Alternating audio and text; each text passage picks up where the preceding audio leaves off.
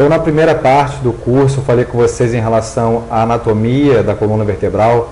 Então, eu disse que a coluna ela é formada pela região cervical, torácica, lombar, região sacral e do cóccix. A gente tem 33 vértebras, 7 cervicais, 12 torácicas, 5 lombares, 5 do sacro e 4 do cóccix. Só que as últimas, né, elas são peças fundidas entre o sacro e o cóccix. A gente tem duas curvaturas importantes, que é a lordose e a cifose. Essas curvaturas elas servem para dissipar as cargas, ou seja, é importante a gente nem ter uma coluna retificada e nem com as curvaturas aumentadas também, como é o caso das alterações posturais, como hipercifose ou hiperlordose, porque essas alterações elas podem aumentar a compressão discal e reduzir a eficiência de absorção de carga da coluna vertebral. Eu falei com vocês também em relação aos discos intervertebrais.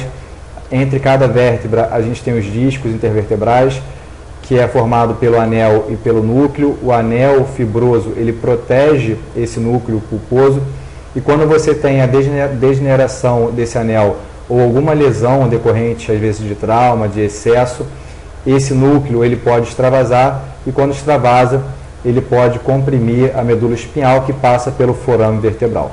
Então aqui a gente tem um exemplo, mais um exemplo do que eu falei para vocês. Você tem um disco intervertebral localizado entre duas vértebras. A lesão desse anel faz com que você tenha o extravasamento do núcleo pulposo, e geralmente, por questões anatômicas, essas hérnias elas acabam sendo posteriores.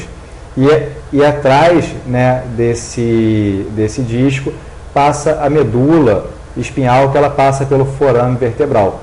E quando esse disco, né, quando esse núcleo ele extravasa, e essa hérnia é uma hérnia posterior, ela pode comprimir essa raiz nervosa e gerar dor, alteração de sensibilidade e também alteração de função, além de poder gerar uma dor irradiada, às vezes para o glúteo, posterior de coxa, tá, e até mesmo para a perna.